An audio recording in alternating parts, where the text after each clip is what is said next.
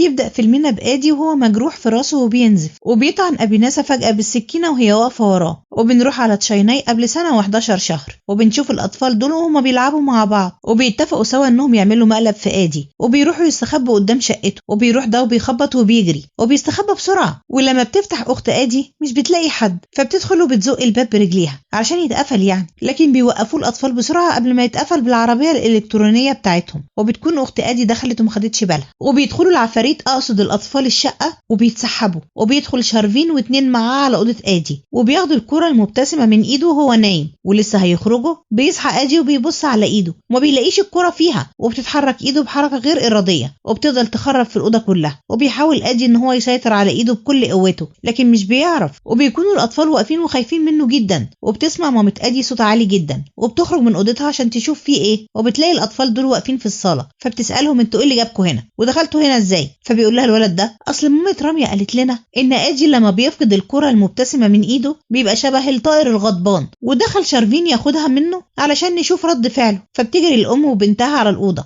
وبيلاقوا آدي مبهدل الدنيا خالص، وبيخاف شارفين وبيعدف الكرة لآدي تاني. وأول ما بيمسكها آدي بإيده بتثبت وبتقول له أخته كده خربت لي فستاني اللي كنت هروح بيه الجامعة النهاردة يا غبي. وبيقعد آدي يفطر، وبتقول له أخته اشمعنى لما بتكون راكب البايك أو بتاكل أو بتشتغل إيدك بتكون ثابتة؟ فبيقول لها والله مش عارف. فبتقول لها مامتها طب احمدي ربنا بقى إن الدكتور قال لنا على الكرة المبتسمة دي وهي جابت معاه نتيجة، مش أحسن من اللي كان بيحصل الأول. وبيخلص آدي فطاره وبيقوم علشان يروح على شغله، فبتقول له مامته الكورة وبتحدفها له، فبيشوطها آدي باحترافية وبيخرج يستنى الأسانسير. وأول ما بيتفتح باب الأسانسير بيلاقي آدي صاحبه فيكي بياخد له قلم حاير طاير كده من الست دي لأنه كان بيغني أغنية رومانسية وهي افتكرت إن هو بيعكسها، وبيركب ساشو معاهم وبيكون بيغني نفس الأغنية اللي فيكي كان بيغنيها. طب يلا حلال عليك يا حبيب. فبتضربه الست هو كمان وبتنزل وبتسيب لهم الأسانسير خالص. والله خير ما فعلت يا حاج، كفاية بهدلة في الناس كده. وبينزلوا من الأسانسير وبيقول ساشو لآدي خد لك شوكولاتايه، حلاوة إني حصلت على وظيفة جديدة. فبيبارك له آدي، وبيجي ولد صغير وبيقول لآدي اديني الكرة اللي معاك دي وكفاية عليك الشوكولاتة. فبيقول له آدي لا مش هينفع اديلك الكرة بس خد انت الشوكولاتة. فبيقول ساشو لآدي ده طفل صغير يا عم اديها له، وبياخدها من ايده بالعافية وبيديها للولد الصغير. فبتتحرك ايد آدي لوحدها وبتفضل تدي لساشو بالبوكس في وشه، وما بيكونش آدي عارف يسيطر عليها خالص. وبيقول فيكي لساشو تستاهل روح هات له الكرة بسرعة. فبيجري ساشو وبياخدها من الطفل بالعافية وبيرجعها في ايد آدي. وبيقول ساشو لآدي بقى كل الضرب ده علشان حتة كرة. فبيقول له فيكي الموضوع مش كده، آدي عنده مرض نادر جدا وبيكون اسمه متلازمة اليد الغريبة، ولما بيكون ايده حرة ما بيعرفش يسيطر عليها خالص، وعلشان كده دايما الكرة في ايده. فمش بيصدقوا ساشو، وبيقول فيكي لآدي هات الكرة، وبيوري له تجربة تانية عشان يصدق. فبيقول له ساشو لا مش عايز اشوف، وبيطلع يجري وبيطير من قدامه بسرعة. وبيوصل آدي على الشغل وبتجيله مكالمة وبيتلهى فيها وبتاع الكرة من الشنطة وهو ما بيكونش واخد باله، وبيركب الاسانسير وبيمد ايده في الشنطة عشان يطلع الكرة لكن مش بيلاقيها، وبتبدأ ايده تتحرك بسرعة وبيضرب الشخص اللي واقف قدامه بدون قصد. وبيحاول آدي ان هو يسيطر على ايده بكل قوته لكن طبعا ما بيكونش قادر، وبتمسك ايده أبيناية من ايديها وهي نازلة من الاسانسير وبيعتذر لها آدي، وبيحاول ان هو يفهمها ان اللي بيحصل ده مش بإرادته هو. وبيقول لزميله اجري بسرعة هات لي الكرة اللي على مكتبي بسرعة. وبتعيط أبيناية وبتقول له بخوف سيب ايدي انت بتوجعني. فبيبص لها آدي في عينيها وبعدها بتفك ايده لوحدها وبيعتذر لها آدي، لكن هي طبعا ما بتقبلش اعتذاره وبتسيبه وتمشي وهي حزينة. وبتفهم زميلة آدي أبيناية ان اللي عمله آدي ده كان غصب عنه، وبتفرجها على فيديو بيشرح لها مرضه. وهنا أبيناية بتلتمس العذر لآدي وبتسامحه على عمله، وبيرحبوا الموظفين بأبيناية بما انها موظفة جديدة معاهم. ولما بيشوف آدي سلام أبيناية على ركيش بيعرف انها نفسها أبيناية اللي كانت زميلته في الطفولة وكانوا بياخدوا دروس مع بعض وهم صغيرين. وبيجري آدي عشان يشوفها قبل ما تمشي وبيلاقيها واقفة بعيدة عن الألوان، فبيجري يحميها من الألوان زي ما كان بيحميها وهم صغيرين. وبتقول له أبيناية أنا عندي شعور إن أنا مريت بالإحساس ده قبل كده. فبيقول لها آدي فعلا أنت مريتي بيه قبل كده لأن أنا بقى آدي زميل طفولتك. فبتفتكروا أبيناية وبتكون مبسوطة جدا، وبيقرب آدي منها وبيقضوا معظم وقتهم مع بعض، وبيطلب آدي إيديها للجواز لكن مش بتديله أبيناية أي رد، وبتسيبه وتمشي، وبيطلب الجرسون من ادي الحساب. فبيخرج ادي جري وبيقول لأبناية امسكي في القماشه دي واهربي معايا بسرعه. فبتساله في ايه؟ فبيقول لها بعدين هقولك. وبيفضلوا يجروا والجرسونين دول بيفضلوا يجروا وراهم وبيلاقوا مكان يستخبوا فيه، ولما بيفقدوهم الجرسونين بيرجعوا على شغلهم تاني. وأبناية بتسأل ادي هم عاوزين منك ايه؟ فبيقول لها عاوزين الفاتوره. فبتقول له طب وليه ما قلتليش انك مش معاك فلوس وانا كنت هدفع لهم؟ فبيقول لها انا ما قلتش ان انا مش معايا فلوس، انا قلت عاوزين الفاتوره. فبتقول له امال ليه ما دفعتلهمش؟ فبيقول لها عشان اخد الحضن ده بس. فبتبعد عنه بسرعه وبتمشي وبتسيبه، وبيفضل ادي يرن على رقم أبناية لمده يومين وبيكون تليفونها مقفول. وبعدها أبناية هي اللي بتتصل عليه وبيسالها ادي ايه ده انت رحتي فين وموبايلك مقفول كده ليه؟ فبتقول له رجعت على قريتنا وكلمت بابا عنك وقلت له ان انا معجبه بيك وموافقه اني اتجوزك في خلال اسبوع. فبيفرح جدا ادي، لكن بيقول لها ان اسبوع قليل جدا ما تهزريش بقى. فبتقول انا مش بهزر، وفي خلال يومين 2 بس تكون قدامي انت واهلك والا هغير رايي. وبتقفل السكه معاه وبيكون ادي مصدوم ومش عارف يعمل ايه، وبيقول لمامته انا المفروض اتجوز في خلال اسبوع ومش عارف اعمل ايه. فبتقول له مامته بابا أبناية كلمني وانا عارفه كل حاجه، خلاص بقى اتوكل على الله واتجوز. فبيقول لها ادي يا ولاد الذين، يعني انا اخر من يعلم. وبياخد ادي اهله وبيسافروا على قريه أبناية، لكن مش بيلاقوا اي حد في استقبالهم بسبب انهم بيكونوا راحوا يوم بدري علشان يفاجئوهم. وبيدخلوا جوه وبيلاقوا عم أبناية الكبير بيجري ورا العواجيز دول. فبيقفوا هم مستغربين جدا، وبيوصل بابا أبناية وبيسالوه مين ده؟ فبيقول لهم ده اخويا الكبير جسام، ما تقلقوش منه خالص. وبيعرفهم عليه وبيطلب من أبناية انها تدخلهم جوه عشان يستريحوا. وبتقول أبناية لادي انا ما حكيتش لحد من عيلتي عن مشكله ايدك، فارجوك بقى خليك حذر جدا وحاول بقى ان ما يحصلش اي مشكله بسببها خلال ال5 ايام اللي هتقضوها هنا دول. فبيتضايقوا اهل ادي جدا، وبتكون مامته عاوزه تمشي لكن ادي بيهديها وبتقول لهم أبناية معلش عدوا بس ال5 ايام دول على خير لحد ما نتجوز، وبعد كده بابا هيفهم الوضع. وبيجوا اهل أبناية علشان يسلموا على ادي وعيلته، وبيسال ساتيا ادي انت ماسك الكره دي ليه؟ هاتها. فمش بيرضى ادي ان هو يديها له، وبيدخل ده عليهم وبيقول لهم لو سمحتوا كفايه كده وسيبوا العريس وعيلته بقى يستريحوا شويه. وبتقول الام لادي هنعمل ايه في المشكله دي؟ فبيقول لها فيكي هنعمل ايه يعني؟ اوعى يا ابني انت بس تفرط في الكره دي ابدا. وبياخدها من ايده، فايده بتدي لساشو حته بوكس في وشه. فبيقول له فيكي معلش، وبيرجع لادي الكره بسرعه هي ابن المؤذيه. وتاني يوم بيعملوا ترتيبات الفرح، وبيدخل ده لعم العروسه وبيقول له يلا عشان نبدا الطقوس. فبيقول له 5 دقايق بس هكمل لبسه وهخرج وراك على طول. فبيستعجل جد العروسه وبيشتم على جسام، وبيقول لساتيا يا اخي ادخل هاته. فبيدخل ساتيا وما بيخرجش غير بيه. وبيقول ساتيا لادي ايه يا عم ده انت ماسك الكره دي في ايدك على طول كده زي العيال الصغيرين كده ليه؟ هاتها. وبيشدها من ايده وبيرميها بعيد، وبتبدا ايد ادي تخرج عن سيطرته. فبيربطها فيكي في ايد جسام بسرعه عشان يحط اللوم عليه هو في اللي الايد هتعمله. وساشو بيجري بسرعه يفصل النور عشان ينقذ الموقف. وبيقعدوا اصحاب ادي يشربوا مع عم العروسه، وبيقع فيكي بلسانه وبيعرفوا كل حاجه عن مرض ادي. لكن لحسن الحظ ان جسام بيكون سكران ومش مركز في كلامه. وتاني يوم جسام بيصحى من النوم وهو فاكر ان في حاجه مهمه جدا اتقالت له عن العريس، بس ايه هي مش قادر يفتكر. وبيروح جسام وبيسال فيكي وساشو انتوا قلتوا لي ايه امبارح عن ادي لما كنا بنشرب؟ فبيقولوا له ما قلنالكش حاجه. على ايه؟ فبيقول لهم لا انا فاكر انكم قلتوا لي على حاجه، والحاجه دي تقريبا كانت بخصوص الكره اللي في ايد ادي، قولوا الصراحه بقى. فبيصمموا على كلامهم وبيأكدوا له ان هم ما قالوش حاجه. فبيقول لهم جسام يعني كده طيب انا هروح اخد الكره من ايده وهكتشف الموضوع بنفسي. وبيروح جسام عند ادي وبيبص وبيلاقي الكره مش معاه، فبيعتقد انه غلطان وبينسحب في هدوء. وبيكونوا اصحاب ادي مستغربين انه بيتعامل بشكل طبيعي مع ان الكره مش موجوده في ايده. وبنرجع بالاحداث وبتاخد أبناية ادي ومامته واخته كمان، وبيروحوا عند الكاهن ده علشان يعالجوا ايده. وبتقول لهم اخت ادي هو لسه في حد بيفكر بالطريقه دي مع تقدم العلم اللي احنا فيه ده؟ يا جماعه ما ينفعش كده. فبيقول لها ادي اسكت انت يا غبيه، ايه اللي فهمك انت في الكلام ده؟ وبيخرج الكاهن ومامة ادي بتعتذر له بالنيابه عن بنتها. فبيقول لها الكاهن هي ملهاش ذنب،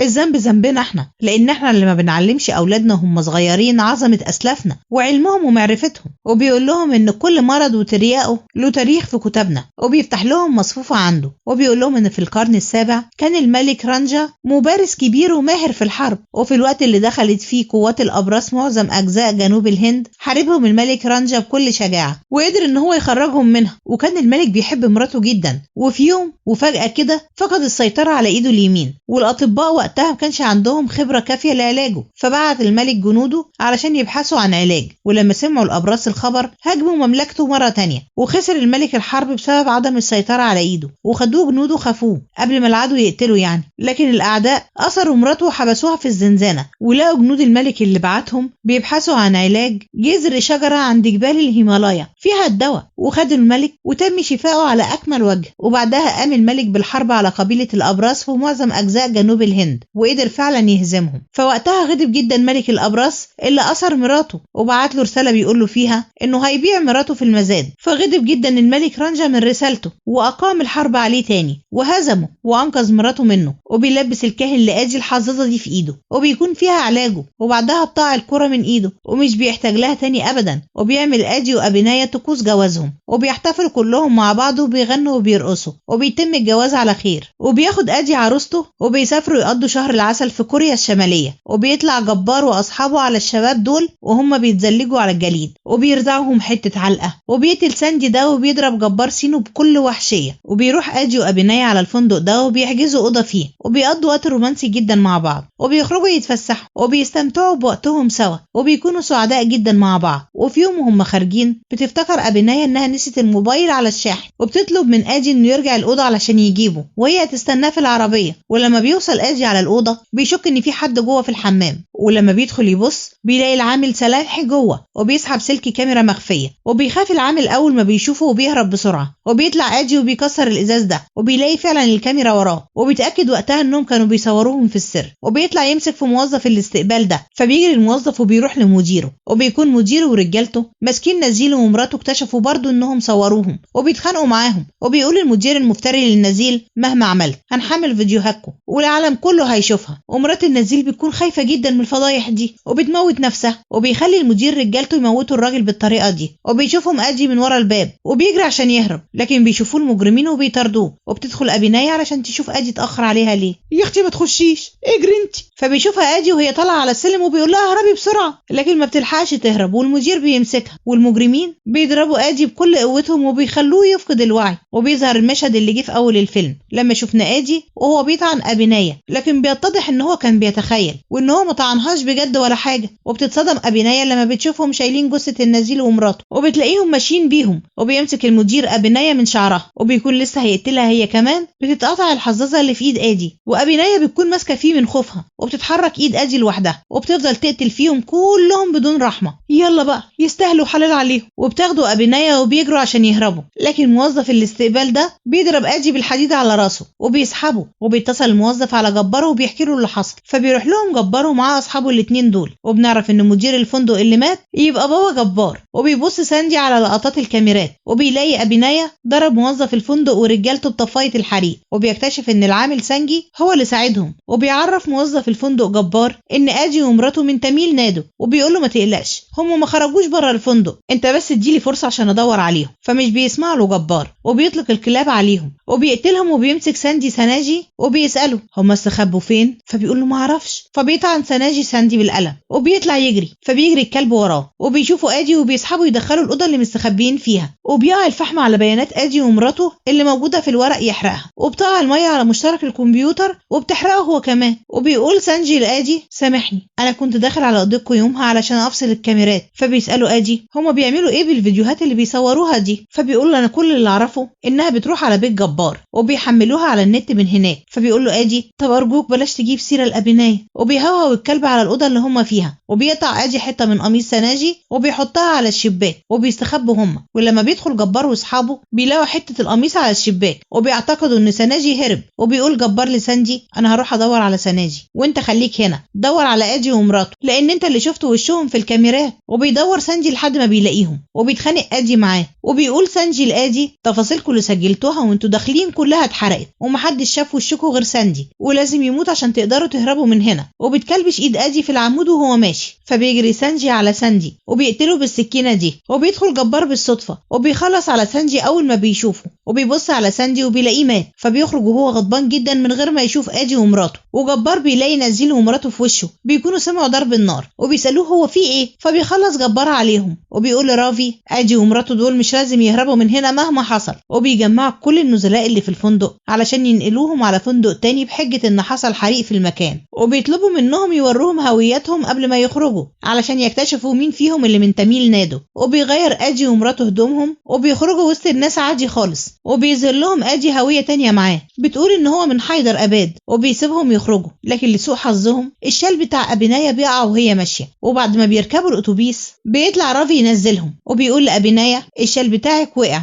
روحي هاتيه، فبتروح عشان تجيبه. وبيفضل جبار يتكلم معاه فبترد عليه بلغة التلجو علشان ما يعرفش انها تاميلية، لكن هي بتغلط في كلمة. وبعد ما بيمشوا بيبحث جبار عن الكلمة دي وبيعرفوا انهم تاميليين، وبيروح وراهم بالعربية وبيقطعوا الطريق على الأتوبيس وبيطلعوا يبصوا فيه لكن مش بيلاقوهم. وبيلاقي جبار الكاب بتاع ادي فبيشمموا للكلب وبيقول له روح اقتلهم، وبيحط له جهاز تعقب. وبيبعت جبار صورة ادي ومراته لرجالته وبيطلب منهم يبحثوا عنهم، وبتقع أبينايا وهي بتجري فبيمسكها ادي وبتسأله أبينايا هو ليه بيحصل لنا كل ده، خلينا نروح نبلغ الشرطة احسن. فبيقول لها ادي الشرطة معاهم، فبتقول له ده ايه البلد دي اللي مفيش فيها قيمة للحياة البشرية دي، ارجوك روحني على البيت بأمان. وبيفضل ادي وأبينايا يجروا وبيفضل الكل يبحث عنهم، وبيلاقوا اتوبيس معدي فبيوقفوه وبيركبوا فيه من كتر التعب، لكن يا حرام مش بيلحقوا يستريحوا. وبيتعرف المجرم ده عليهم وبيزقوا ادي ينزلوا من الاتوبيس بسرعة، وبيبصوا يلاقوا رجال الجبار بيفتشوا في الاتوبيسات كلها عليهم فبيستخبوا منهم. وبتشوفهم الست دي وبتقول لهم انا عارفة مشكلتكم، تعالوا معايا اخبيكم لانهم مجرمين وقتلوا ابني، والصبح اخويا هيجي بالعربية بتاعته ابقوا اركبوا معاه واهربوا من هنا. فبيثقوا فيها وبيروحوا معاه، لكن بتطلع الست دي خاينة وكذابة وبتدخل لهم المجرمين جوه. وبيرن المجرم ده على جبار علشان يقول له انهم لقوهم، فبيلاقي موبايله مقفول وبيدخل مانجو وبيتخانق مع المجرمين وبيهربهم بسرعة. وبيسأل المجرم ده مانجو انت ليه ساعدتهم، فبيقول له مانجو لانهم بيتكلموا نفس لغتي وده معناه انهم من بلدي تميل نادو. فبيقتلوا المجرم. وبيفضل ادي وأبينادا يجروا لحد ما بيلاقوا الشخص ده واقف ومعاه عربية فبيطلبوا مساعدته. فبيقول لهم انتوا في مشكلة، فبيقول له ادي ايوه ومشكلة كبيرة كمان. فبيقول له يبقى هاخد منكم فلوس كتير، فبيديله ادي كل الفلوس اللي معاه. وبيقول له الشخص ده هات الكوفية بتاعتك كمان، فبيديها له ادي. وبيسأله على عنوان بيت جبار فبيوصفه له. وبيركب ادي وأبينادا العربية وبيقول لهم الشخص ده ثواني هجيب حاجة من جوه. فبيهجم الكلب على الشخص ده وبيقتله بدل ادي بسبب الكوفية اللي هو لابسها. وبيغامر ادي وبينزل ياخد المفتاح من جيب الشخص ده وبيركب العربية بسرعة قبل ما الكلب يأذيه هو كمان. وبيتحرك ادي بالعربية وبيفضل الكلب يجري وراهم، لكن لسوء حظهم الاسود بتتعطل العربية بادي وأبينادا. وبينزل ادي عشان يشوف المحرك لكن بيلاقي الكلب وصل لهم وبيهجم عليه وبيفضلوا يقاوموه، لكن بيقرب جبار منهم وفجأة بيلاقي الكلب اترمى على عربيته وهو ميت. فبيغضب اكتر جبار وبيتحرك ادي وأبينادا بالعربية وبيطمنها ادي وبيتخيل اللي ممكن يحصل لها لو الفيديوهات بتاعتهم اتحملت على النت، وبيسرح في ذكرياتهم. وفجأة بيدخل جبار بعربيته فيهم وبينزل عشان يمسكهم. وبيتحرك ادي بالعربية بسرعة فبيطاردهم جبار ورافي وبيخبطوا عربيتهم من ورا يقلبوها. وبيروحوا يبصوا في العربية لكن ما بيلاقوش لا ادي ولا أبينادا فيها. وبيتفق ادي مع أبينادا انه هيخدعهم وبيخليها تستخبى وبيجري من فوق الجسر. فبيجري رافي وراه وبيمسكوا هما الاتنين في بعض وبيزقوا ادي وبينادي على أبينادا عشان تحدف له الفاس ده. وبيقطع حبل الجسر من الجنب ده والجنب التاني بيقف على حتة بسيطة جدا وبيطير الفاس من ايده. وبتتحرك ايد ادي لوحدها وبتمسك رافي قبل ما يقع. وبيحاول ادي ان هو يفك ايده لكن ما بيقدرش. فبتكسر ادي ازاز العربية دي وبتلاقي فيها كرة مبتسمة فبتحدفها لادي وبتسيب ايده رافي وبتمسك الكرة. وبيقف جبار على الجانب التاني من الجسر وهو عاجز. وادي بياخد أبينادا وبيقعدها في المكان ده وبيقول لها اوعي تتحركي لحد ما اجيلك، وبيطمنها وبيوعدها انه هيرجعها على البيت بسلام. وبيروح ادي على بيت جبار وبيلاقي باب سري تحت رجله فبيدخل فيه وبيلاقي اجهزة كمبيوتر بتحمل مقاطع الفيديو. فبيقتل الشخص اللي بيحملها بالمسدس اللي معاه. وبيسمع جبار ورجالته صوت الرصاص فبيروحوا يجروا بسرعة على البيت وبيدمر ادي اجهزة الكمبيوتر كلها بسرعة قبل ما المقاطع تتحمل عليها. وبيدخل جبار ورجالته وبيتلموا كلهم عليه وبيفضلوا يضربوا فيه وبيمسكوا أبينادا وبيفضلوا يضربوها. وبيضرب جبار ادي بالرجل يطيره وبيقول له وريني بقى هتقدر تنقذها مني ازاي. وبيدخل المجرم جبار لأبينادا وبيفضل يضرب فيها بالاقلام وبيحس ادي بالعجز وبيفتكر يوم فرحهم وبيفضل يعيط، وبيروح المجرم ده عشان يقتل آدي، فبتتحرك ايده تلقائي كده وبتدافع عنه، وبيخلص على المجرم وبيصد الحديدة دي من ده وبيقتله، وبيدي لده بالبوكس في وشه، وبيضرب ده بكل قوته، وبياخد منه المطرقة وبيرزعها في راس ده، وبيخلص على ده وده كمان، وبيطعن ده بالسكينة وده كمان، وبيفضل يتسلى عليهم كده كلهم لحد ما بيخلص عليهم كلهم، وبيدخل جوه البيت وبيضرب ده وده كمان بكل قوته. فبيعرف جبار نقطة ضعفه وبيحدف له الكرة يمسكها بإيده، وبيهجم هو عليه يضربه، فبيضربه آدي بالرجل يوقعه، وبيخبط راسه في الحديدة دي، وبياخد أبنية وبيجروا، لكن المجرم جبار ما بيسيبهمش وبيجري وراهم وبينط على آدي يوقعه، وبيضربه بالرجل في الجرح اللي في بطنه، وبيفضل يديله بالبوكس. فبيحاول آدي ان هو يدافع عن نفسه وبيضربه، فبيشيله جبار وبيرزعه على الجليد ده، فبيكسر بيهم وبيقعوا في البحر، وبيزقوا آدي بعيد، وبيحاول ان هو يخرج من المية، لكن جبار بيكون وراه وبيخبطه مرتين على راسه بالتلج، فبيوقعه في البحر، وبيطلع هو وبيفقد آدي الوعي. لكن فجأة بيسمع صوت أبناية وهي بتنادي عليه، فبيخرج زي الوحش وبيخلص على جبار وبياخد أبناية في حضنه، وبيمشوا هما الاتنين مع بعض. وفي الأخبار بيقولوا إن في أكتر من 1600 نزيل كانوا نازلين في فندق في كوريا الشمالية، وتم تصويرهم بكاميرات مخفية، لا وكمان تم تحميل مقاطع الفيديو الخاصة بيهم على المواقع الإباحية. وبيقولوا في الأخبار كمان إن المجرمين المتورطين بيكسبوا من ورا الفيديوهات دي ومن ورا الناس المظلومين دول مليارات الدولارات. وبيقولوا كمان إن في فندق نسائي في تشايناي تم فيه تركيب 16 كاميرا مخفية في الحمامات وكمان في غرف النوم، وتم القبض على صاحب الفندق ده، وبيعلنوا إن جاري التحقيق مع صاحب الفندق ده. وبيقولوا إن من سنة 2012 لحد دلوقتي تم تسجيل حوالي 30,000 حالة من نفس النوع ده، منهم لله ربنا يولع فيهم والله. وبكده بيكون آدي نفذ وعده الأبناية وقدر إن هو يرجعها بسلام. ولحد هنا بيخلص فيلمنا، ويا ريت كل إخواتي يواظبوا على الصلاة في مواعيدها. ولو عجبكم الفيديو يا ريت ما تبخلوش علينا باللايك، ولو أول مرة تتفرجوا علينا يا ريت تعملوا اشتراك وتفعلوا الجرس عشان يوصلكم مننا كل جديد بنقدمه، وإن شاء الله اللي جاي هيعجبكم أكتر وأكتر.